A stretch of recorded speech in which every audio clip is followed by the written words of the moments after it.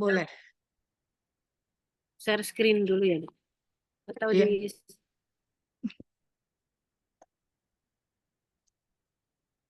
Kok belum?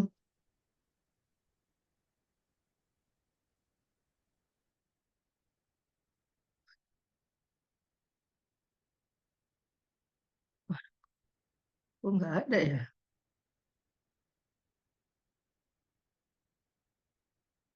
Sebentar, sebentar. Maaf, Dokter Anita. Ini kok saya mau share screen? atau dari kami share screen. Bisa kan? Nggak ada. Dari Mbak itu aja ya, biar saya baca. Kali Ini kok saya lupa masuk, lupa saya copy kayaknya. Saya save.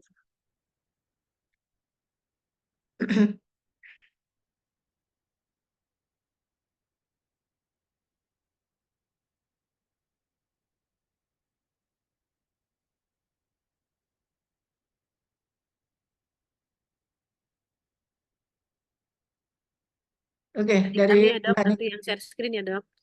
Ya,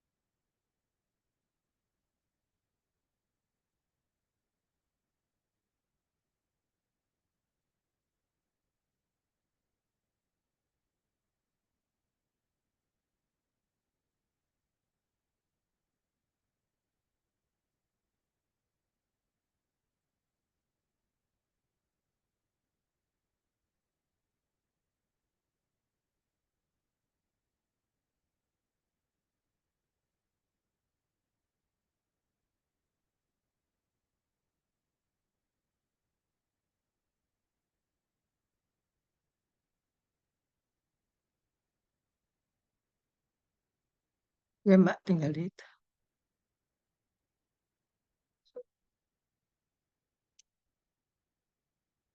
Oke, Udah kelihatan, Dok? udah. Ya. Ya. Hmm.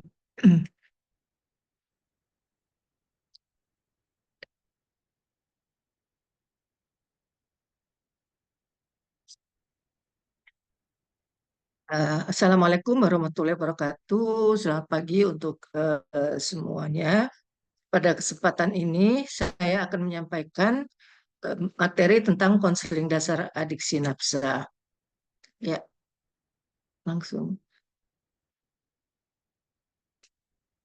langsung slide-nya di screen gimana? Nah, ya ini sekedar tentang saya ya kebetulan riwayat hidup singkat saya, riwayat kurikulum vitae singkat saya. Ya lanjut.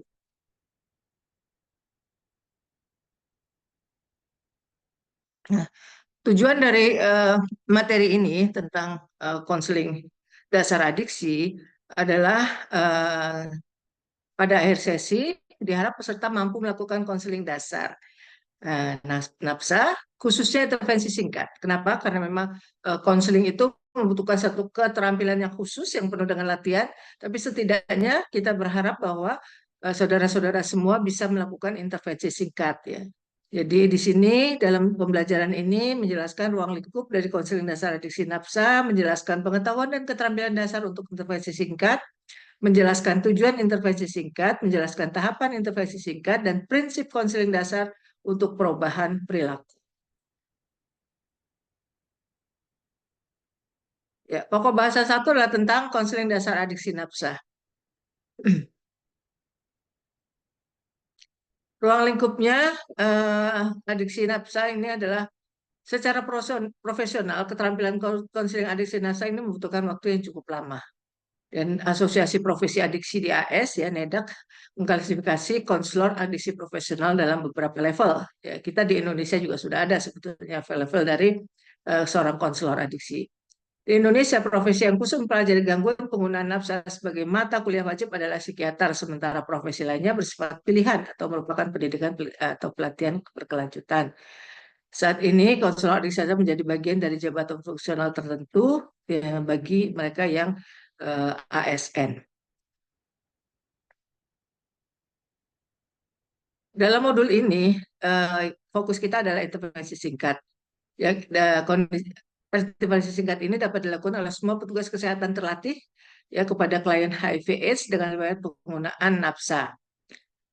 Anjurannya hanya sederhana, intervensinya pun minimal, ya, konselingnya pun singkat. Jadi ini adalah merupakan suatu situasi di mana kita bisa memberikan konseling jangka pendek.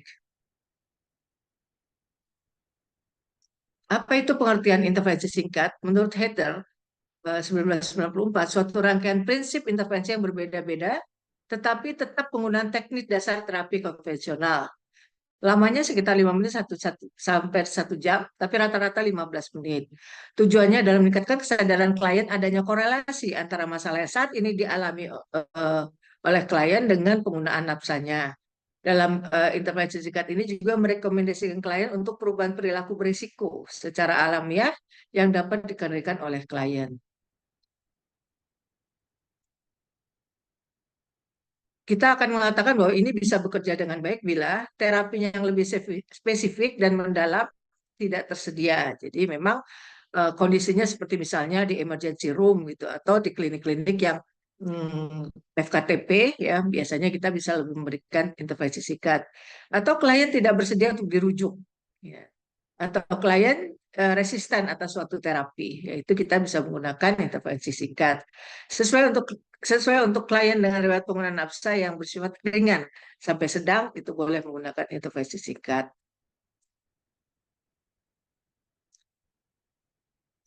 Dari mana kita mengetahui bahwa seorang itu bisa mendapatkan intervensi singkat atau tiga, ya kita akan melihat bahwa ada tahapan ya dalam penggunaan nafsa ya. Kalau dia memang tidak pakai atau ringan menggunakannya, kita bisa melakukan pencegahan primer. Artinya dia belum pernah sama sekali terpapar dengan nafsa atau experimental user ya masih ringan, kita memberikan pencegahan supaya dia tidak berlanjut. Ketika seseorang sudah menggunakan dalam tingkat ringan ke arah sedang, ya, maka kita melakukan intervensi singkat. Ya. Sedangkan kalau mereka sudah dari penggunaan reguler kemudian menuju berat, maka terapinya akan lebih mendalam, yaitu melalui terapi nafsa dengan berbagai metode intervensi.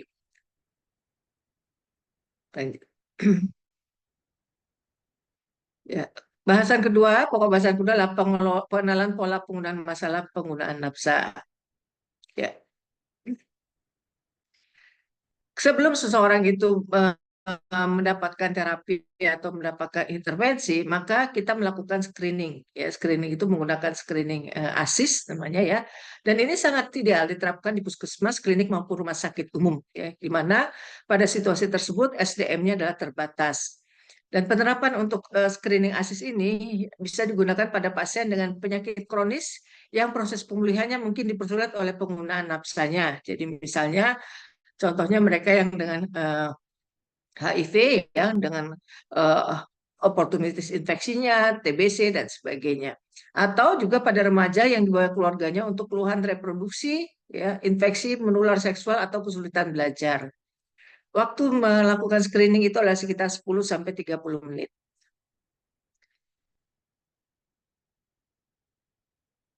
Ada lagi untuk asesmen yang bisa instrumen yang bisa digunakan untuk mengetahui saja ya domain dari penggunaan drugs-nya.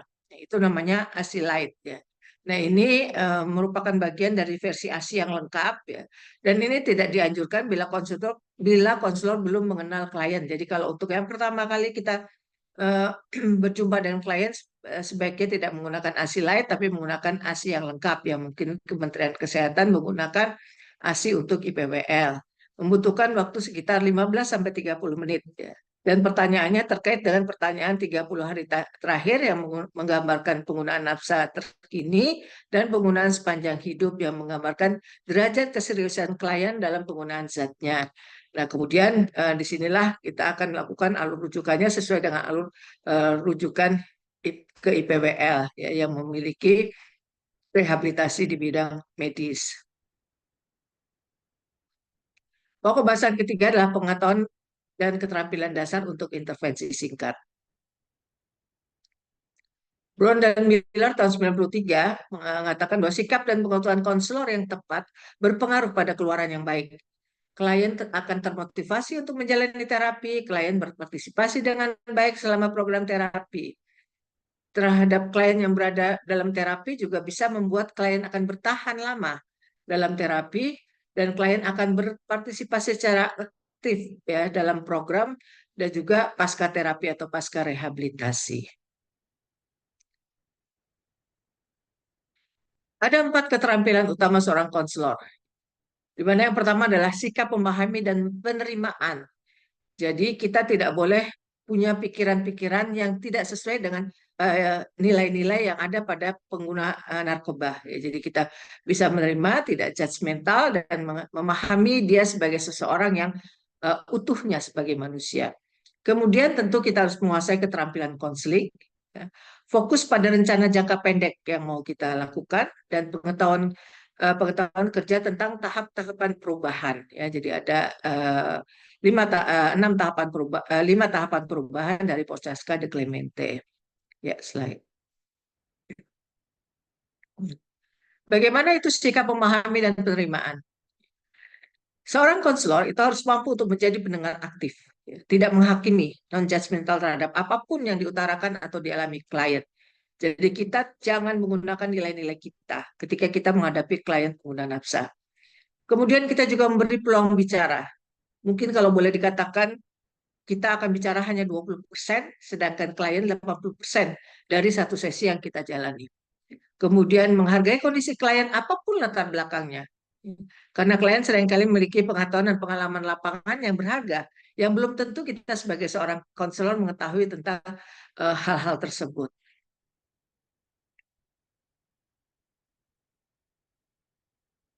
Keterampilan konseling sangat penting adalah mengenalkan aktif, yaitu kemampuan untuk membaca isi, perasaan, dan secara akurat.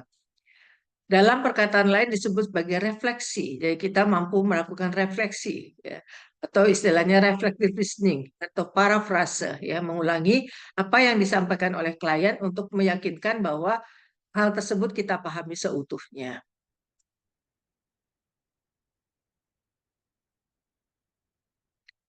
Apa saja tahapan mendengarkan aktif? Yang pertama adalah dengarkan apa yang klien katakan, sehingga kita memang sebagai seorang konselor harus fokus ketika kita menghadapi klien. Susunlah pernyataan reflektif menggunakan bahasa atau kata-kata dari kita sendiri. Ujilah akurasi pernyataan refleksi kita. Lihat, dengar, dan tanyakan klien bila perlu untuk memverifikasi akurasi isi, perasaan, atau pernyataan klien. Jadi ketika kita melakukan refleksi, misalnya dia mengatakan bahwa saya sudah berulang kali mencoba berhenti, tapi saya tidak mampu untuk menghentikan penggunaan nafsa saya. Kita akan merefleksikannya, Anda sudah berusaha begitu kuat untuk bisa berhenti dari nafsa, walaupun belum sepenuhnya berhasil. Itu salah satu bentuk refleksi, ya, meyakinkan bahwa klien sudah melakukan sesuatu, hanya memang belum berhasil sesuai dengan harapan.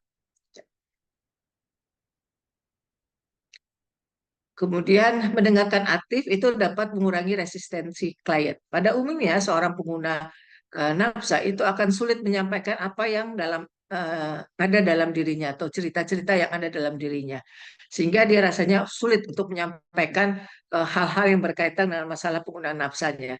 Dan dengan kita mendengarkan aktif bisa mengurangi resistensi tersebut. Kemudian dengan kita mendengarkan aktif, maka mendorong klien untuk lebih terbuka, bisa bercerita lebih luas lagi. Kemudian menolong klien untuk mengingat apa yang telah dikatakan ya selama intervensi, karena kita akan mengulangi lagi apa yang disampaikan oleh klien sebelumnya. Dengan mendengarkan aktif juga kita bisa menggali dan mengatasi ambivalen. Ya, jadi klien akan bisa memahami manfaat dan kerugian ketika mereka mempertahankan ya dan merubah perilaku yang lama yang beresiko. Masuk ke pokok bahasa 4 tentang intervensi singkat ya, tujuan intervensi singkat. Tujuan utama dari intervensi singkat ini adalah untuk mengurangi risiko dampak buruk dari penggunaan nafsa yang berkelanjutan. Selanjutnya adalah tujuan yang paling ideal adalah menghentikan penggunaan nafsa secara total. Tentu ini kita harapkan, tapi tidak semuanya orang akan langsung berhenti penggunaan nafsanya secara total.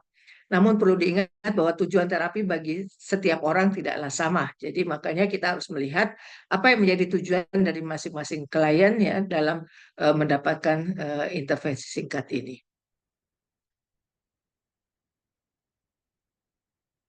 Tujuan intervensi singkat ya, eh, settingnya bisa di berbagai fasilitas layanan sosial. Ya.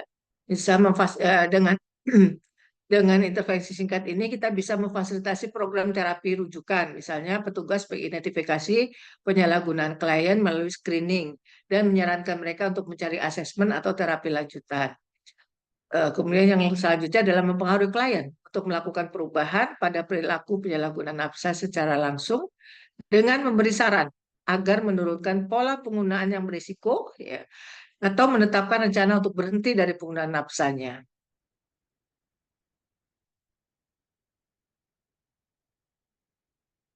Setting yang berkaitan dengan lingkungan netral, misalnya individu merespon iklan media, ini salah satu contohnya ya. Jadi kita akan bisa menilai perilaku penggunaan nafsa dan memberi saran suportif tentang pengurangan resiko, misalnya inisiatif kesehatan masyarakat untuk melakukan screening secara acak pada menapis orang yang sedang belanja di mal dan memberikan umpan balik serta saran. Jadi ini bisa dilakukan secara umum dimanapun situasinya yang netral. Kemudian juga di berbagai fasilitas layanan sosial, ya, memfasilitasi terapi nafsa yang bersifat rujukan. Jadi kita eh, di tempat-tempat yang berkaitan dengan layanan sosial, ya seperti contohnya kalau dulu banyak LSM-LSM yang membuka layanan-layanan sosial seperti ini. Nah, kita bisa memfasilitasi yang kemudian kita bisa melakukan rujukan apabila diperlukan.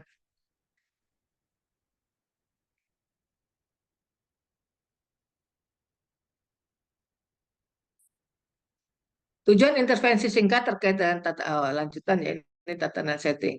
Dalam program terapi nafsa, ya, intervensi berguna sebagai tindakan pengganti sementara bagi klien sebelum mengakses layanan terapi nafsa yang spesifik. Ya. Jadi brief intervention itu sangat-sangat luas, bisa diberikan dimanapun dalam situasi apapun ya. Yang penting bahwa setelah itu akan ada tindak lanjutnya. Ya.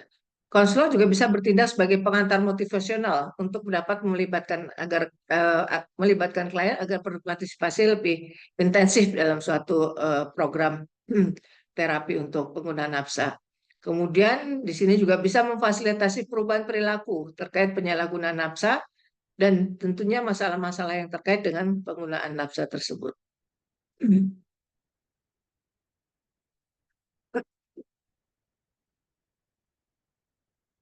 Nah, intervensi singkat ini berguna pada setiap tahap pemulihan seperti yang saya gambarkan sebelumnya. Ya.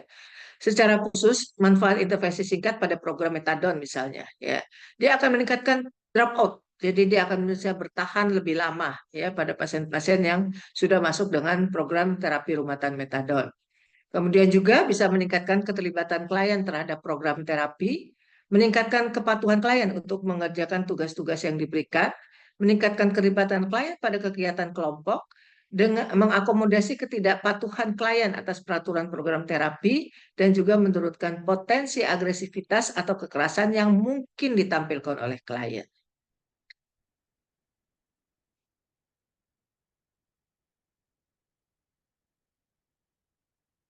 Ya, ini contoh tujuan intervensi singkat ya.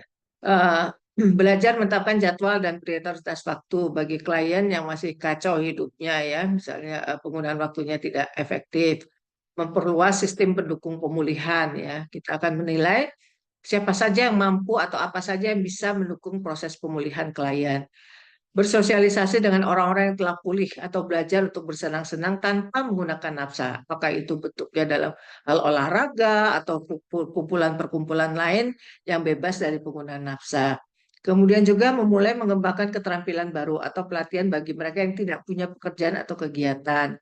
Bisa juga mereka diharapkan bisa menghadiri pertemuan alkohol anonimus atau narkotik anonimus ya. Jadi suatu perkumpulan yang dilakukan oleh masyarakat, biasanya dilakukan oleh mereka mantan-mantan pecandu ya di tengah-tengah masyarakat. Kemudian dengan intervensi ini juga mereka belajar menerima kesalahan orang lain, belajar memaafkan orang lain atau bahkan diri sendiri. mereka bisa bertahan dan konsisten dengan prinsip sekarang dan saat ini, ya, just for now. Jadi hanya untuk saat ini aja bagaimana dia supaya bebas dari penggunaan nafsanya.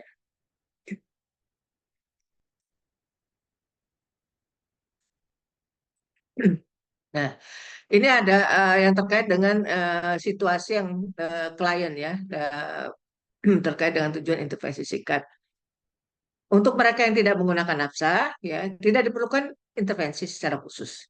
Berikan informasi tentang nafsa yang dapat mencegah penggunaan nafsa di masa-masa yang akan datang. Jadi ini lebih ke arah yang primer ya. Kemudian penggunaan ringan atau sedang, kita memberikan edukasi tentang dampak penggunaan berisiko tinggi dan masalah potensial yang mungkin terjadi saat penggunaannya meningkat. Jadi dapat meningkatkan tilikan diri klien terhadap konsekuensi terkait dengan penyalahgunaan nafsa. Kadang-kadang kita perlu juga memberikan brosur-brosur atau leaflet yang berisi tentang bahaya penggunaan nafsa sehingga mereka juga di rumah bisa membaca ulang dari apa yang sudah disampaikan pada saat kita memberikan intervensi singkat.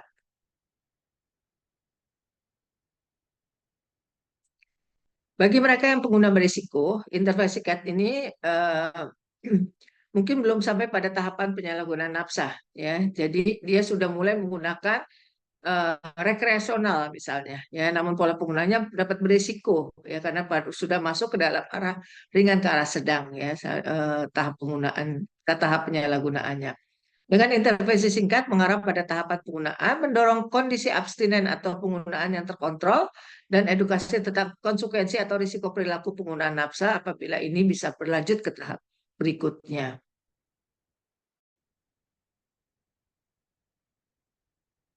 Bagi penyalahguna, ya, sesuai dengan DSM-5, tujuan utama intervensi singkat pada kelompok ini adalah untuk mencegah terjadinya penggunaan nafsa, memfasilitasi tinjauan tentang konsekuensi atas perilaku berisiko, mendorong klien untuk mempertimbangkan asesmen atau terapi, dan mendorong kondisi penggunaan yang sedang atau abstinensia. Jadi supaya dia bisa menurunkan penyalahgunaannya dari kapan yang sekarang sudah menyalahgunakan.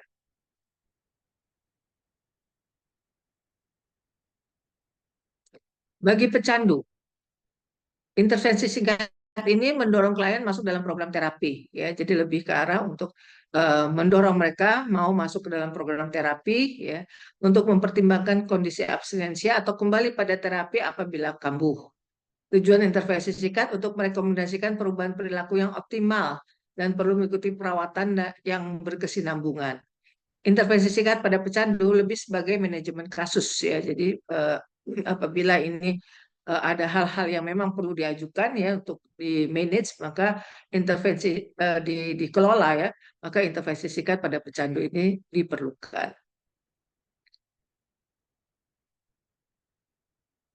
Yang selanjutnya adalah komponen intervensi singkat. Ada 5 langkah utama. Yang pertama adalah kita memperkenalkan masalah dalam konteks kesehatan klien, ya, atas penggunaan narkotikanya, ya, nafsanya. Kemudian yang kedua adalah screening, evaluasi, dan kemudian dilakukan dengan asesmen. Dan kita bisa memberikan umpan balik dari apa yang sudah didiskusikan dengan klien. Kemudian berbicara tentang perubahan dan menetapkan tujuan yang diharapkan oleh klien, menyimpulkan dan menyelesaikan sesi.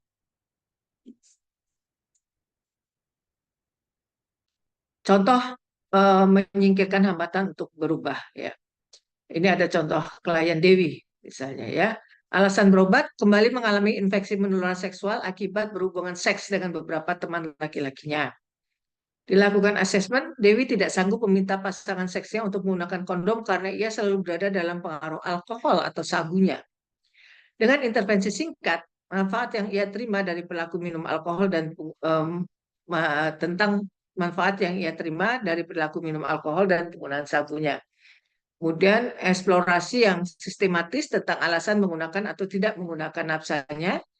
Konselor memperbaiki perspektif Dewi tentang korelasi yang ada antara perilaku penggunaan nafsanya dengan dengan praktek perilaku seks yang tidak aman. Jadi di sini kita mencoba supaya Dewi punya insight, punya tilikan, pemahaman, ya, yang saat ini mungkin masih maladaptif ya, belum sesuai dengan hal-hal yang terkait dengan perilakunya, kita coba untuk membuat Dewi lebih bisa memahami ya antara korelasi yang perilaku pengguna nafsanya dengan perilaku seks yang tidak aman.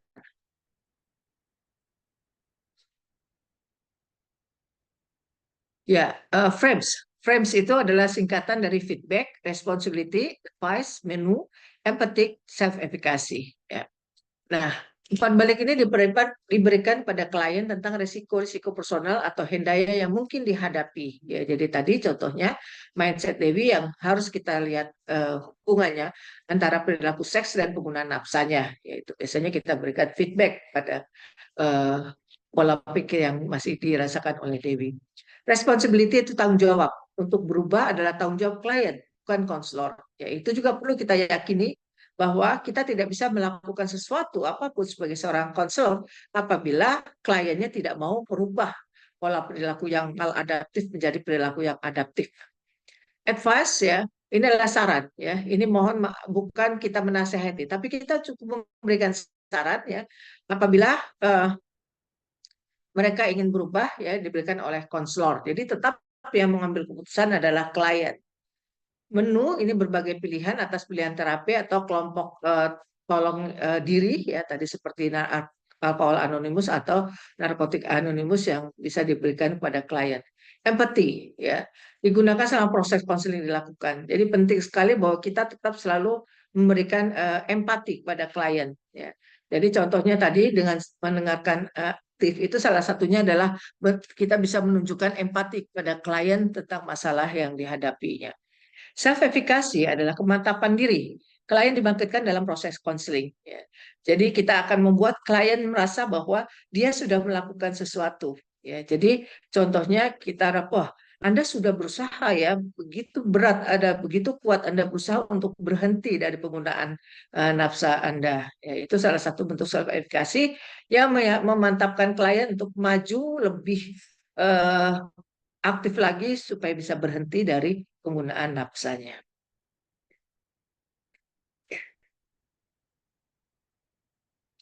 Ya, ini ada beberapa contoh kalimat pada intervensi singkat ya. Ini saya contohkan kalau kita berada di dalam unit-unit yang FKTP atau di IGD, di puskesmas, dan juga kalimat pada klinik nafsa atau di rumah sakit ya, contohnya di RSKO ya. Memperkenalkan masalah ya. Ini kalimat yang bisa disampaikan oleh seorang dokter ya atau seorang konselor di puskesmas atau IGD ya settingnya. Saya dari unit nafsa. Dokter Anda tadi meminta saya mampir untuk membicarakan tentang apa yang dilakukan pada unit nafsa di sini. Maukah Anda bicara secara singkat?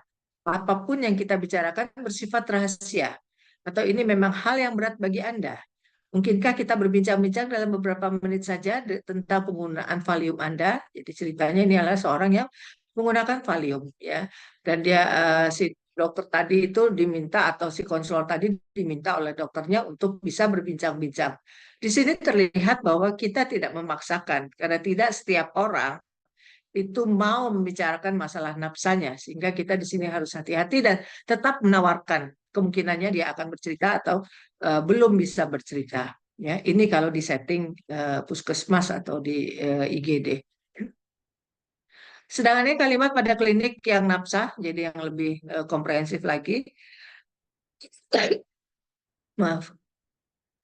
Di sini pertanyaan dari seorang petugas konselor atau dokter ya.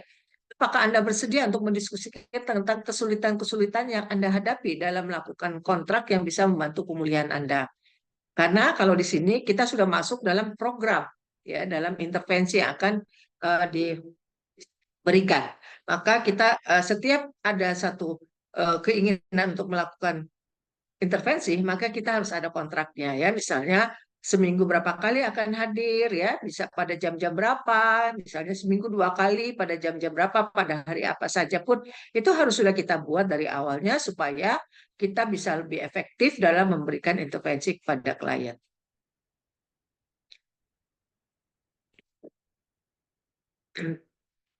Nah, untuk komponen screening, evaluasi, dan asesmen, ya ini kita lihat kalimat pada setting IGD dan puskesmas ya.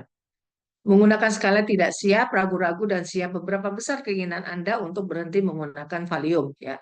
Jadi ini dari hasil screening, evaluasi, dan juga assessment menunjukkan pada klien ini dia masih dalam pre-contemplation misalnya, atau contemplation ya. Contemplation ini satu situasi yang membuat dia masih ragu-ragu. Kalau saya berhenti, apakah saya bisa bekerja kembali seperti dulu? Ya, apakah orang tua saya akan percaya eh, dengan apa yang sudah saya lakukan? Jadi mereka dalam ragu-ragu. Nah, ini petugas atau konselor berusaha untuk mendorong dia agar dia bisa mengambil keputusan. Di sini kalian menjawab, saya nggak yakin. Ya. Salah satu yang membuat emosi Anda mudah meledak dan melukai orang lain seperti kemarin adalah karena penggunaan Valium Anda. Ya, jadi di sini juga perlu kita ingatkan. Ketika dia tidak yakin dengan apa yang akan dia rubah, maka kita ingatkan bahwa banyak resiko yang dia dapatkan ketika dia menggunakan Valium tadi. Sedangkan ini kalimat pada klinik nafsa atau RSKO. Ya. Menyadari bahwa lingkungan rumah tidak mendukung sehingga membuat kontrak kita tidak Anda jalankan. Menggunakan skala 1 sampai 10, berapa siap Anda untuk mencari jalan keluar agar kontrak kita bisa Anda lakukan?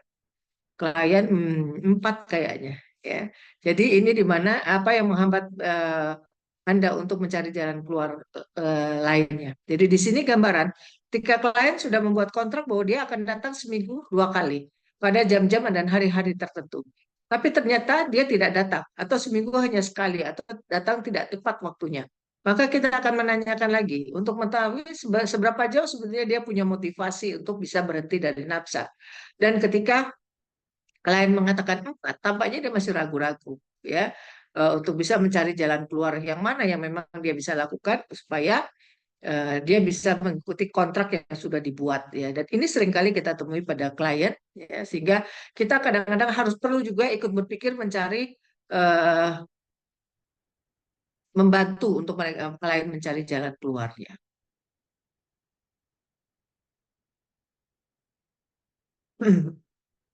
Nah, ini adalah contoh komponen menyediakan umpan balik ya. Pada kalimat setting UGD atau puskesmas ya. Melihat frekuensi penggunaan valium Anda serta menyadari bahwa Anda sering merasa sesak nafas dan gelisah hebat bila valiumnya dihentikan, maka Anda sudah masuk dalam kategori ketergantungan. Hal ini dapat mengganggu sistem pernafasan dan kesadaran Anda. Jadi kita memberikan umpan balik kepada klien ya pada setting ini, bagaimana bahwa dengan Anda menggunakan valium maka Anda akan merasakan gejala-gejala dari withdrawal valium tersebut ya, atau golongan benzodiazepin. Kalimat pada klinik nafsa atau RSKO ya yang lebih komprehensif, bisakah Anda menceritakan pada saya apa yang Anda rasakan ketika Anda tidak bikin kontrak? Pemulihan itu membutuhkan upaya yang konsisten, termasuk diantaranya komitmen untuk mengerjakan kontrak. Apakah ada kesulitan dalam menjalankan kontrak tersebut ya? Kembali lagi tadi ya, jadi dalam mengobati pasien penyalahguna nafsa ataupun pecandu nafsa, kita seringkali memang agak sulit untuk membuat pasien itu tetap berada dalam terapi. Maka reflective listening ya tadi yang disebutkan sebelumnya penting sekali untuk supaya klien termotivasi lagi untuk menjalani kontrak yang sudah dibuat dalam terapi ini.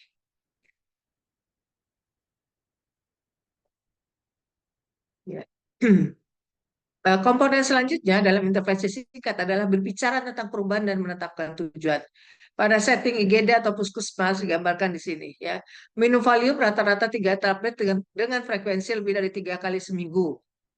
Ya, kemudian keterlibatan Anda pada tawuran setelah Anda minum valium, tentu ini dapat merugikan Anda dan orang lain. Rasanya Anda perlu merubah kebiasaan itu. Perubahan yang bagaimana yang Anda inginkan? Di sini terlihat bahwa perubahan itu datang bukan dari konselor atau terapis ya, tetapi datang harus dari kliennya sendiri. Apakah dia ingin mengurangi frekuensinya, ataukah dia ingin datang berobat dengan menurunkan dosis dan sebagainya ya. Kalau ini kalimat pada klinik nasab atau di RSKO. Kali ini kontrak tidak dilakukan karena situasi rumah yang kacau. Anda perlu mengantisipasi situasi-situasi seperti ini agar rencana kontrak dapat tetap dilakukan atau kita ubah kontrak yang lebih realistis menurut Anda. Seringkali ketika pada awal kita melakukan kontrak bahwa klien akan datang seminggu 3 kali pada hari-hari atau jam-jam tertentu, pada perjalanannya tidak bisa berjalan secara mulus. Ya, itu mungkin kita lakukan lagi review ulang ya tentang kontrak sudah dilakukan yang realistis sesuai dengan kemampuan kliennya.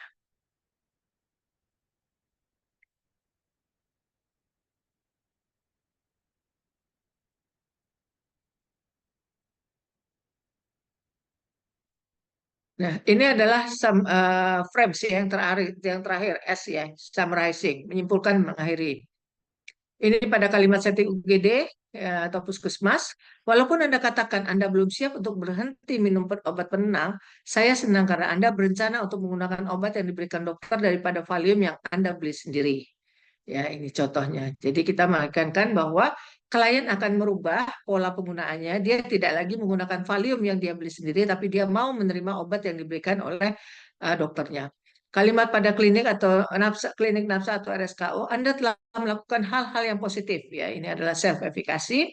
Saya rasa Anda sudah menunjukkan kemajuan. Kita bertemu lagi minggu depan untuk melihat sejauh mana kemajuan ini dapat dipertahankan. Ya, jadi pada akhir setiap kita menyimpulkan dan mengakhiri, berikan kata-kata yang menekankan bahwa Anda sudah melakukan sesuatu, ya sehingga klien ini akan terdorong, dia akan merasa dihargai, ada uh, apa namanya, ada penghargaan dari terapisnya ya tentang apa yang sudah dia lakukan, sehingga akan mendorong dia untuk melanjutkan lagi terapi dan menjalankan apa yang sudah menjadi kesepakatan.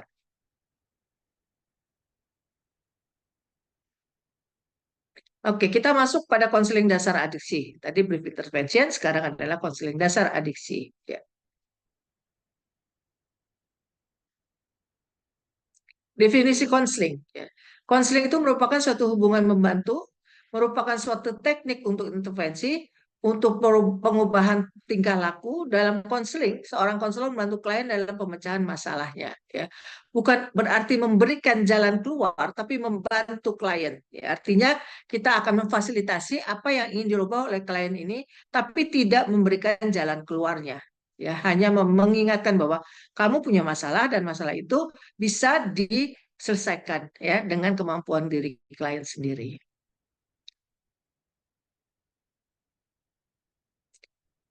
Bagaimana seorang konselor ya karakteristiknya? Yang pertama adalah dia punya satu kongruen ya, genuine ya. Dia akan menjadi diri sendiri dan memiliki kesadaran tentang dirinya. Makanya ketika seorang konselor mau menjadi seorang konselor, maka akan menjadi hal yang perlu ditanyakan adalah who am I? Siapa saya? Bagaimana saya? Karena seorang konselor itu harus bisa memberikan sesuatu rasa nyaman dan aman buat klien. Seperti misalnya seorang konselor sebaiknya bukan orang yang selalu dominan dalam pembicaraan ya, sehingga kliennya tidak sempat ngomong, lebih banyak konselor yang ngomong. Atau tadi ya, ada rasa yang membuat dia ada batas ya dengan kliennya ya, merasa bahwa kamu tuh memang pecandu misalnya seperti itu ya. Jadi memang kita harus benar-benar melepas ya apapun nilai-nilai yang ada pada diri kita. Yang kedua adalah menerima tanpa syarat dan menghormati ya. Menerima nilai dan kebutuhan klien ya, memberi kepercayaan dan tidak menghakimi. Ini penting sekali karena banyak sekali tenaga-tenaga kesehatan khususnya ya masih berpikir bahwa yang namanya pecandu ya pecandu ya, nggak akan dia bisa berubah. Nah, itu yang harus kita hilangkan karena niat kita adalah membantu mereka untuk berubah dirinya yang menjadi lebih baik ya. Memiliki empati ya, memahami klien dan kerangka berpikir klien tersebut ya. Jadi apapun yang dikatakan oleh klien ya, itu harus kita rasakan seolah-olah kalau kita yang berada dalam kondisi tersebut ya. Jadi empati itu sangat penting sebagai seorang konselor. Sehat secara psikologis ya, tidak membawa beban masalah pribadi yang dapat menghambat proses konseling.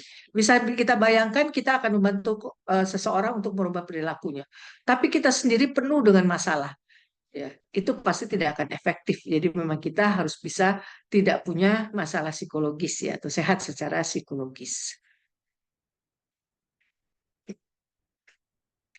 Ya, selanjutnya raka terhadap isu rasial, etnik dan budaya. Ya, memahami bahwa dirinya hidup dalam konteks lingkungan yang beragam. Jadi kita tidak bisa menyatakan bahwa saya ini orang Jawa. Jadi kalau ada orang misalnya ya, saya ini orang Jawa. Jadi kalau ada klien yang berbicara agak keras karena memang mungkin dia dari timur atau dia orang yang dengan adat yang bicara keras, kemudian kita merasa kok nggak sopan sekali ya orang ini. Ya kita tidak bisa mengatakan seperti itu karena memang itulah budayanya mereka ya, memang itulah kebiasaan mereka lakukan. Begitu juga siapapun dia ya dari etnis apapun kita harus terima sama seperti juga etnis-etnis yang merupakan bagian dari kita. Ada keterbukaan, membuka diri dengan berbagai pengalaman, pengetahuan serta norma-norma lain ya. Jadi kita tidak lagi bisa menutup ya misalnya contohnya ketika kita tahu bahwa dia eh, hidup bersama ya satu atap dengan pacarnya.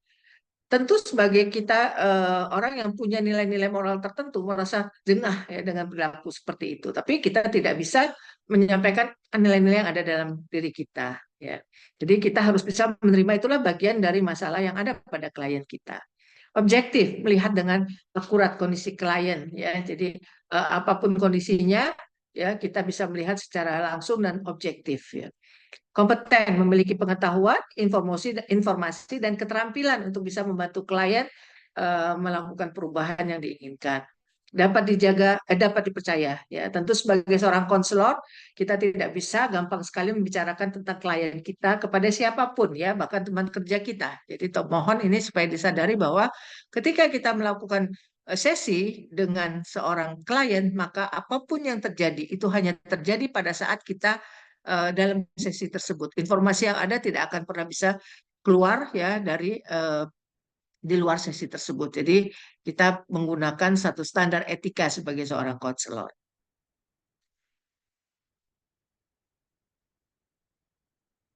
Ya. Bagaimana keterampilan konselor dasar ya? Ini ada 4 ya. Pertama adalah kita menunjukkan atensi. Atensi itu kita fokus penuh. Jadi ketika kita sudah mau melakukan konseling, tidak ada lagi hal-hal yang bisa mendistrak ya, merusak konsentrasi kita pada klien. Ya, kalau perlu HP itu dimatikan atau paling tidak kita jauhkan dari kita. Kemudian jangan ada hal-hal yang membuat pasien rasa tidak dihargai ketika dia menceritakan satunya.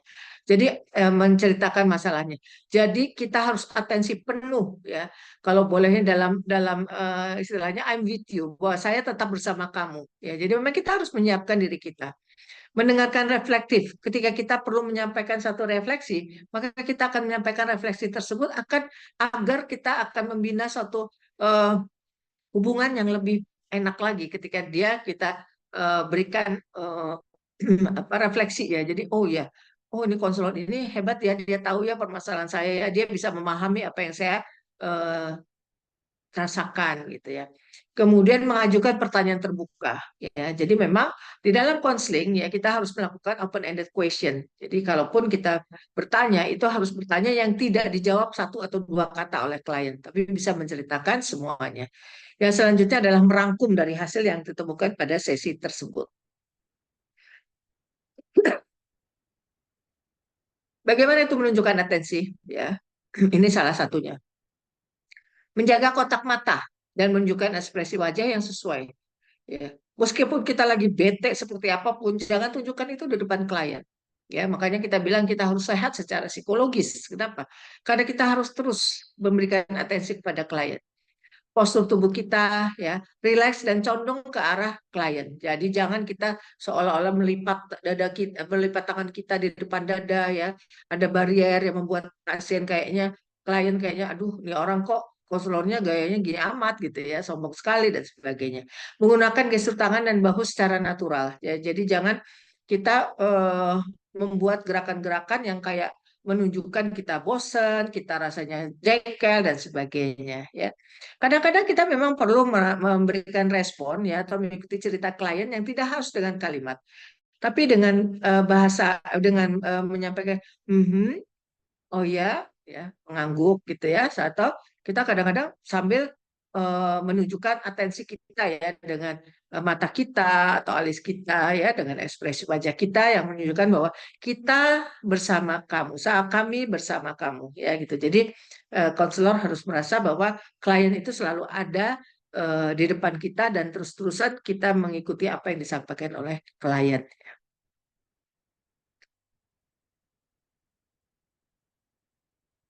Mendengar reflektif ya.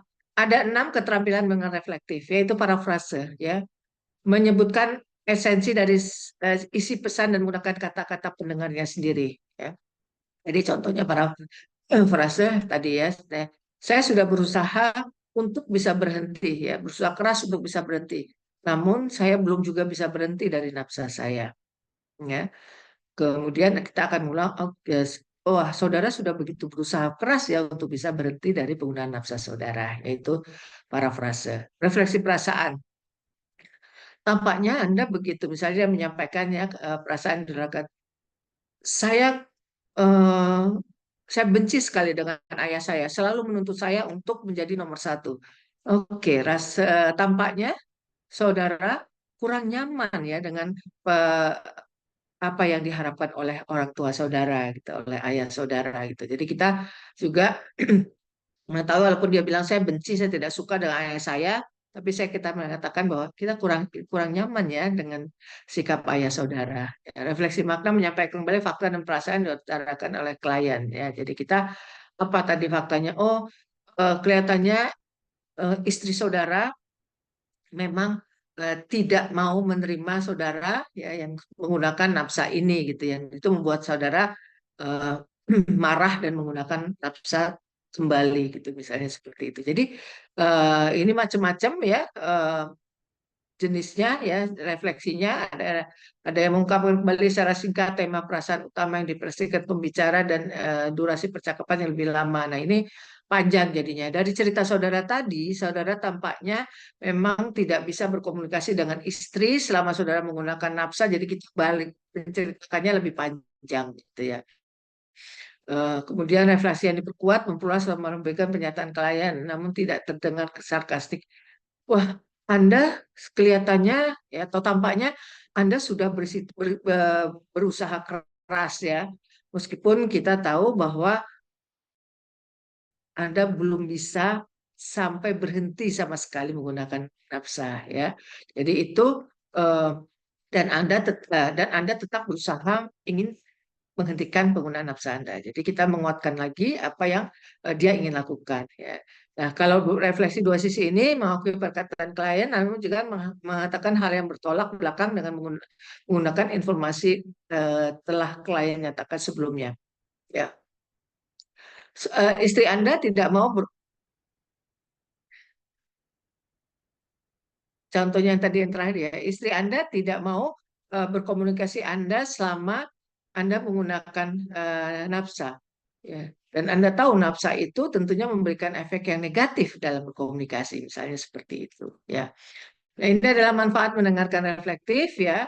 Yang pertama adalah mencegah amarah dan meredakan krisis klien, mencegah komunikasi dan asumsi yang salah dan dikoreksi langsung oleh klien ya. Jadi koreksi tidak begitu dok, tidak begitu apa eh, dok atau siapapun ibu ya. Jadi dia bisa mengkoreksi ya kalau memang ada kesalahan dalam kita merefleksi. Kemudian membantu konselor mengingat apa yang dikatakan, memperkuat motivasi untuk berubah ya. Klien juga bersedia untuk mendengarkan konselor dan berbicara lebih banyak lagi, menghindari sikap menggurui dan mengabaikan klien yang menyebabkan resistensi ya. Yang tentunya klien merasa didengarkan dan merasakan empati dari konselornya.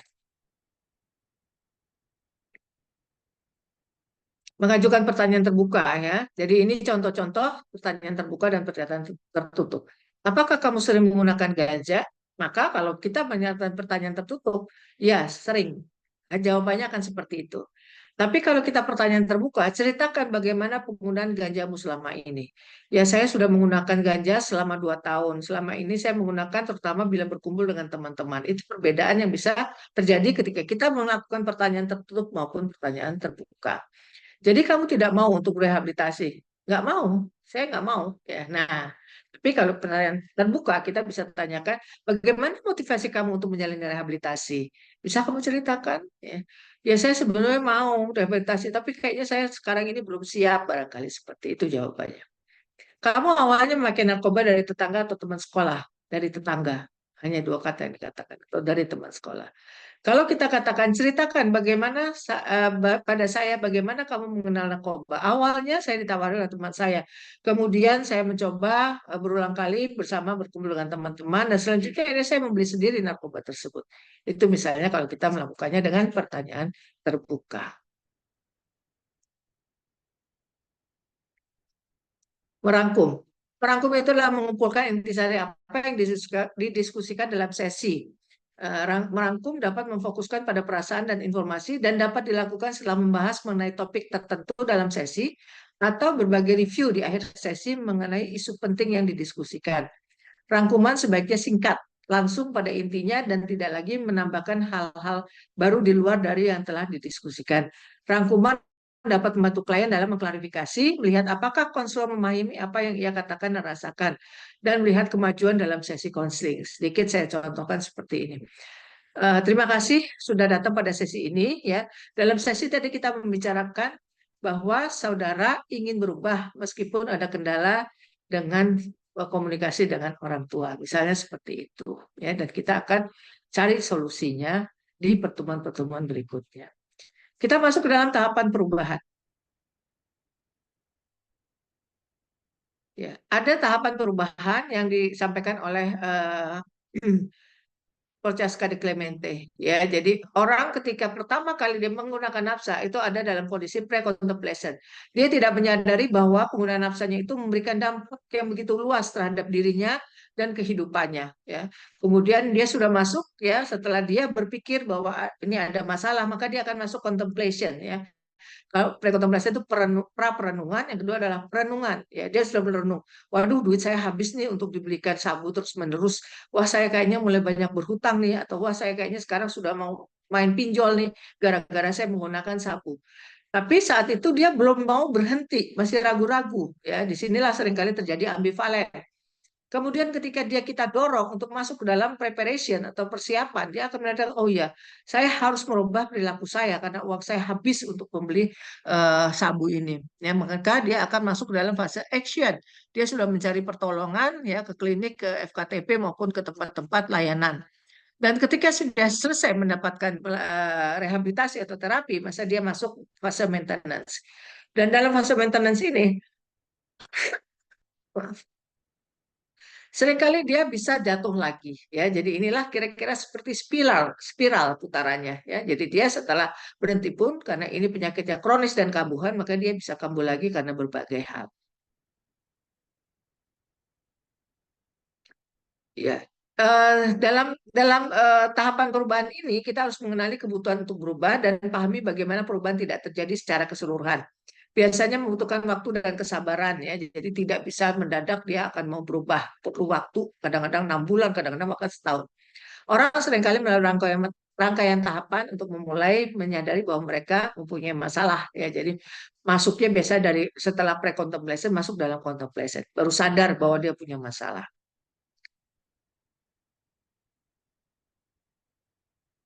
Bagaimana kita bisa membantu orang berubah ya? Membantu orang yang berubah melibatkan peningkatan kesadaran mereka kesadaran diri mereka dari kebutuhan berubah dan membantu mereka mulai melewati tahapan perubahan.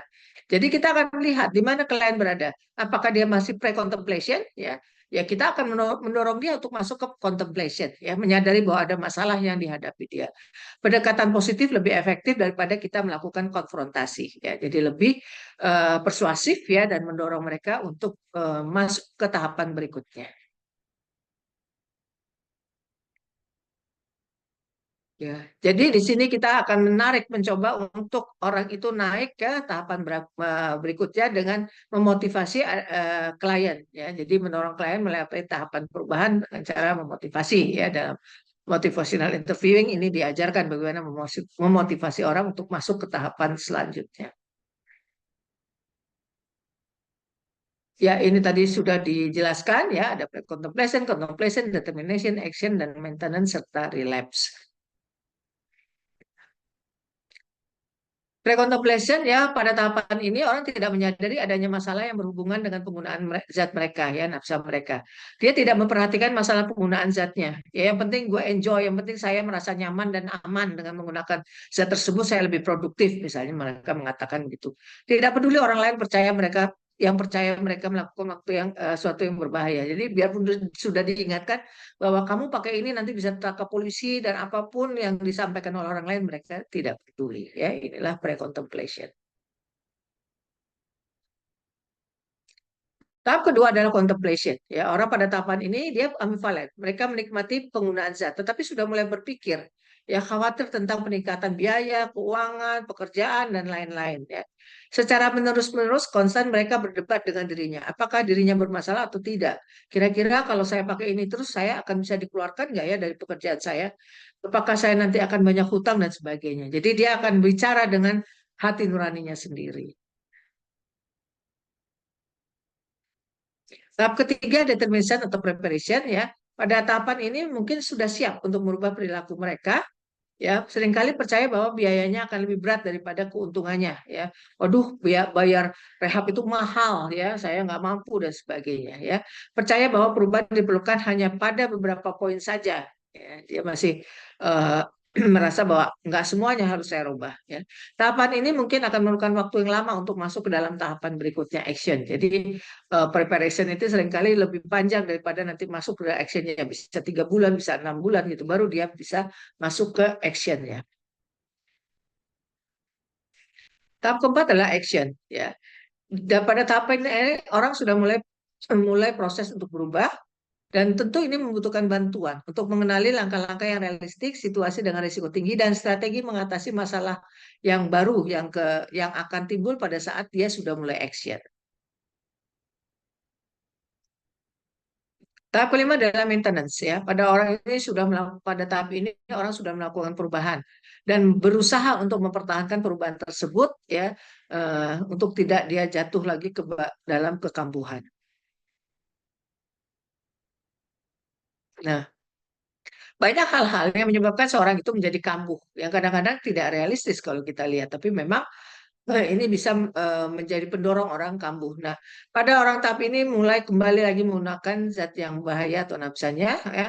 Orang biasanya membuat beberapa percobaan untuk berhenti sebelum menjadi sukses. Ya. Jadi banyak hal-hal yang memang sebelum dia benar-benar bisa abstinen, dia akan menggunakan baik itu sleep, ya, lapse ataupun relapse ya. Jadi akan ada fasenya seperti itu. Proses perubahan tidak pernah sama untuk kedua kalinya. Jadi ketika dia menggunakan lagi, tentu dia akan berbeda dengan yang sebelumnya dia eh, berhenti ya. Jadi penggunaan sebelumnya. Kalau relapse pasti akan berbeda lagi apa cara berubahnya. Nah, ketika seseorang sudah relapse, seseorang yang kambuh tidaklah gagal. Itu yang perlu diingatkan ya bahwa ini adalah bagian. Jadi kalau kita sebagai konselor, ketika ada seorang menggunakan zat lagi, jangan sampai kita judgement. Kamu nih ya gini kok udah sampai capek berobat udah 6 bulan kamu direhab, kamu kayak lagi gimana sih ya? Karena ini merupakan bagian. Ini bukan merupakan suatu kegagalan. Kambuh adalah bagian dari proses pemulihan. Ya, ini latihannya ya.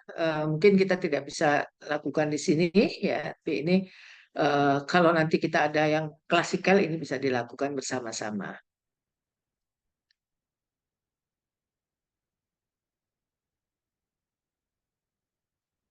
Nah, ini juga ada ujiannya ya. Jadi nanti bisa eh, kita sama-sama melakukan apa mengisi pertanyaan-pertanyaan ini ya supaya kita lebih mendalami lagi tentang eh, konseling dasar dan juga tentang brief intervention dan perubahan perilaku.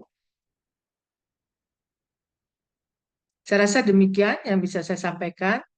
Terima kasih atas perhatian teman-teman semua. Semoga ini memberikan manfaat untuk teman-teman menjalankan tugasnya masing-masing. Terima kasih. Wassalamualaikum warahmatullahi wabarakatuh. Dan salam ceria.